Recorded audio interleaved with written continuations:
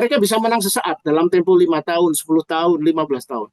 Tetapi pada akhirnya mereka akan dikalahkan. Dugaan saya ini adalah momentum penangkapan yang tiba-tiba dan sewenang-wenang itu the end of Jokowi era number. Akhir dari era Jokowi sedang dihitung dan waktunya tidak lama.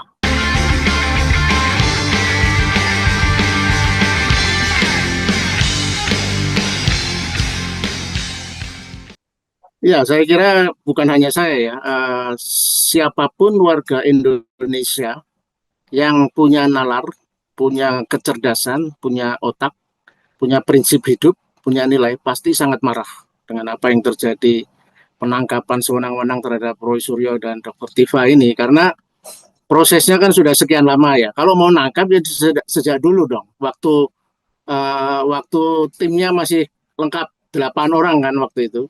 Waktu Egy Sujana, kemudian si siapa itu Lupis, kemudian Rismon Sianipar masih orang nalar, masih normal, bukan orang-orang yang sudah disumpeli dengan eh, janji-janji apa itu restoratif justice, disumpelin dana kali dan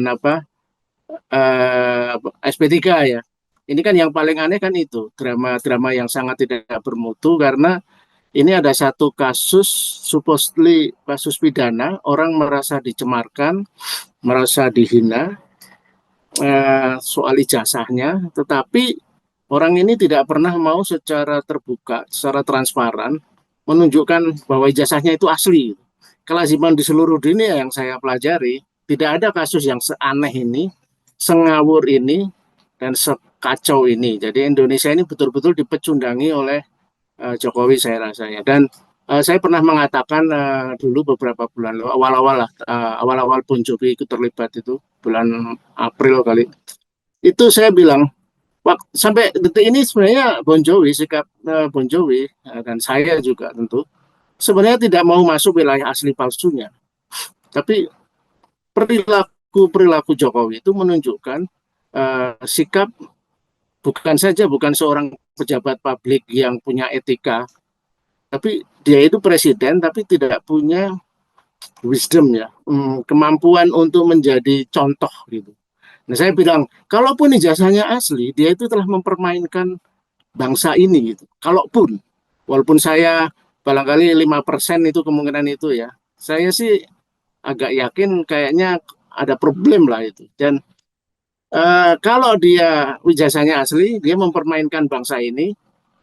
Kalau ijazahnya palsu, dia mengelabui negara ini. Jadi seluruh tatanan negara ini, struktur sistem dikelabui oleh Jokowi. Dan kini setelah lebih dari setahun ya, tiba-tiba dia bisa menggunakan aparat kursif, aparat negara, kepolisian, untuk menangkap secara sewenang-wenang. Jadi penangkapan orang yang sudah jelas-jelas mengikuti aturan main hukum yang berlaku. Ditersangkakan, kemudian harus lapor seminggu, setiap minggu kan, atau seminggu 2 kali. Dan mereka, Tifa dan Roy ini tidak pernah satu sekalipun yang saya ketahui tidak mengikuti aturan main itu gitu loh. Dan mereka ini kan orang-orang cerdas ya, orang-orang pintar, alumni UGM, yang mereka harus melawan bahkan alma maternya sendiri karena keyakinan mereka gitu, karena ada satu yang something wrong dengan ijazah Jokowi ini. Nah tapi tiba-tiba menjelang akhir dari drama konyol ini, mereka ditangkap karena tidak ada pilihan lain, tidak ada cara lain bagi Jokowi dan aparat yang dia suapin itu untuk menggunakan cara-cara yang elegan, cara-cara hukum yang benar, cara-cara yuridis yang benar, dan cara-cara penyelesaian kasus yang elegan. Jadi ini memang the last, kalau dalam dunia catur atau dunia pertandingan ini upaya terakhir ya, bermain kayu gitu. Dengan ditangkap, diharapkan akan menimbulkan ketakutan, rasa jeri di kalangan civil society, khususnya yang masih ada tim kan dari 8, 3 sudah mendapatkan dimaafkan oleh Jokowi karena mau minta maaf dan barangkali diberi sesuatu, si Rismon, si Egy Sujana, dan si Damai Lubis. Tapi kan masih ada 5 kawan yang masih bertahan. Dan saya terus terang dalam hal ini saya sangat salut ya, sangat respect terhadap Roy Suryo dan Tifa, karena di tengah godaan cuan yang terkutuk, karena yang saya dengar memang siapapun ditawari ini kalau mau minta maaf, mau SP3, Bon Jovi pun salah satu pengacaranya dulu pernah juga paling nggak berkomunikasi bahwa diajak ketemu untuk menyelesaikan ini baik-baik. Nah itu maksudnya apa kita nggak tahu, tapi kan kita menolak. Nah artinya dengan situasi yang seperti ini, Roy dan Tifa tetap bersikukuh bertahan dengan prinsip-prinsip uh, prinsip-prinsip nalarnya, prinsip-prinsip etikanya untuk melawan. Dan Bon Jovi kan sudah mengeluarkan pernyataan sikap ya. Boleh saya baca sekilas? Bon Jovi tadi pagi siang sudah mengeluarkan pernyataan sikap ya sebagai bentuk solidaritas kami terhadap Roy dan Tifa. Bagi kami satu, penahanan ini sewenang-wenang ya, merupakan pelanggaran hak asasi manusia ya. Karena sebenarnya kan kebutuhan untuk pemeriksaan sebagai saksi dan tersangka sudah selesai, sudah tidak diperlukan lagi. Kasusnya ini sebagai penyelidikan dan penyidikan sudah selesai. Jadi kalau tiba-tiba di ujung dari permainan ini ditangkap, ini pasti eh, ada permainan kayu yang tidak sepatutnya bisa terjadi di negara demokrasi. Itu yang pertama. Yang kedua, kita tetap mendesak aparat untuk membebaskan Roy Suryo dan Dr. Tifa, serta mengedepankan proses hukum yang terbuka, transparan, accountable, dan bebas dari intervensi politik.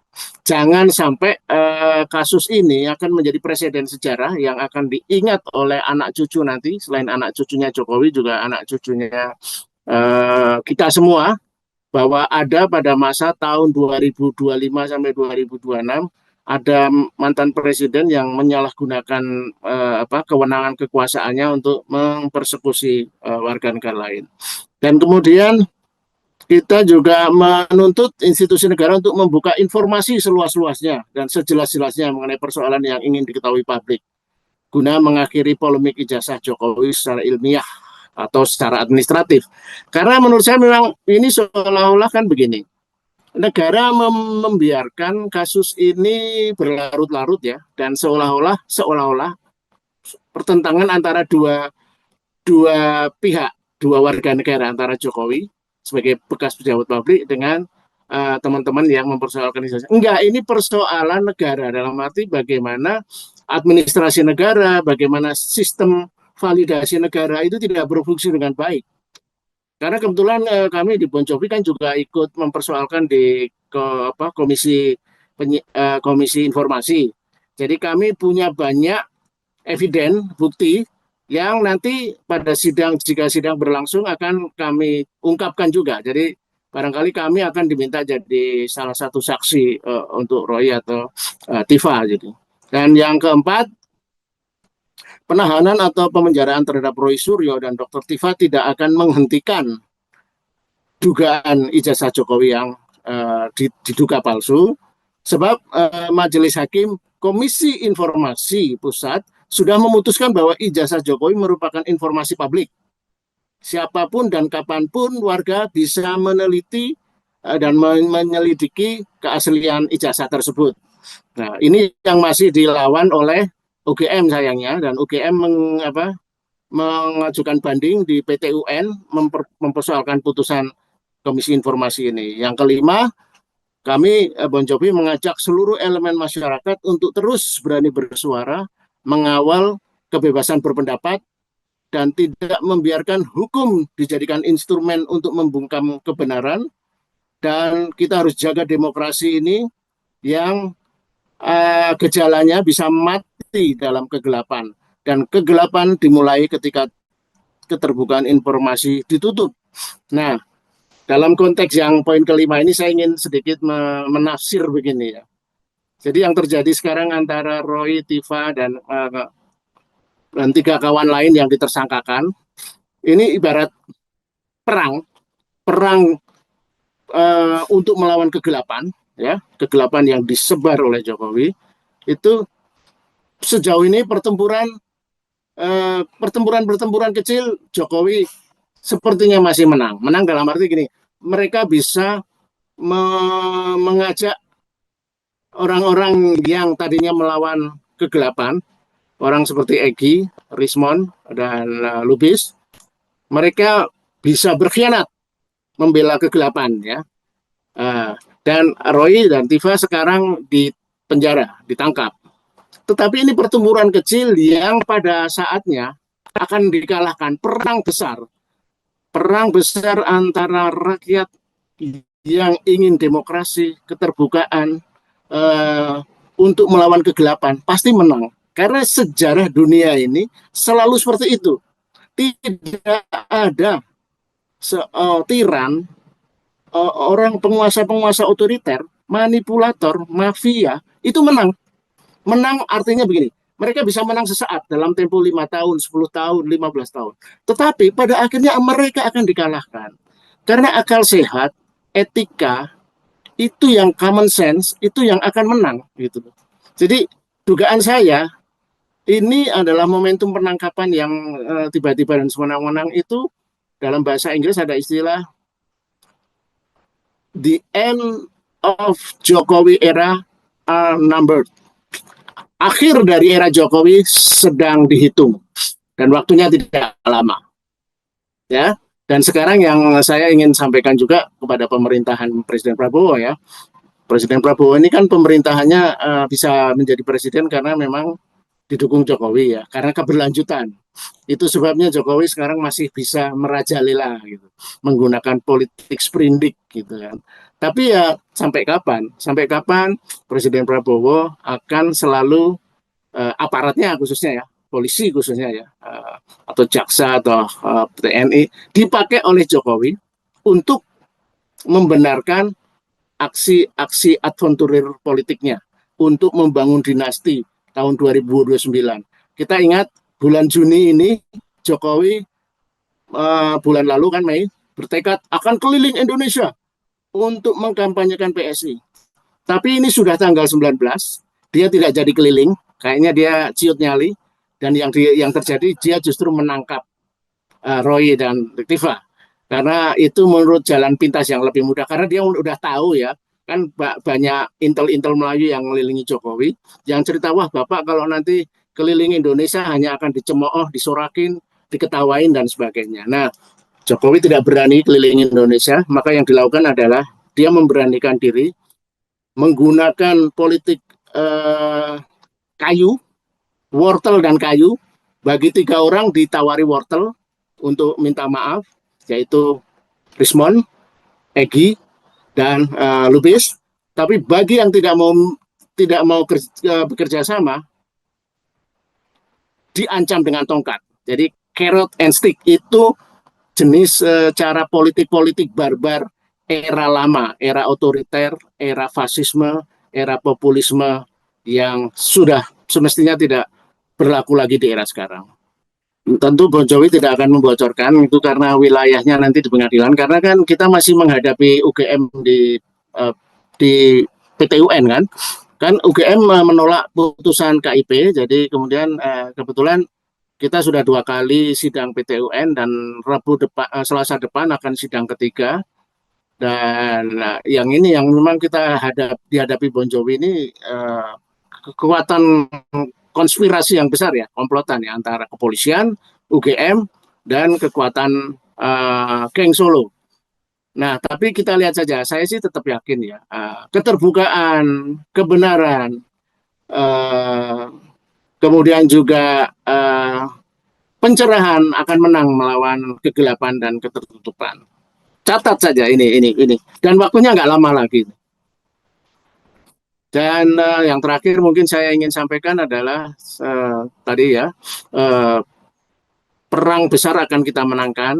Mungkin saja pertempuran kecil kita sedang keteteran sekarang, tapi lihat saja. Karena yang di belakang kami adalah rakyat Indonesia yang punya nalar, punya etika, kita melawan satu kelompok, satu politikus yang saya sebut penjelmaan dari jin ifrit, dari gorong-gorong, ya kan dulu suka masuk gorong-gorong, dan mereka dia nanti cepat atau lambat jin ifrit itu akan kembali ke gorong-gorong.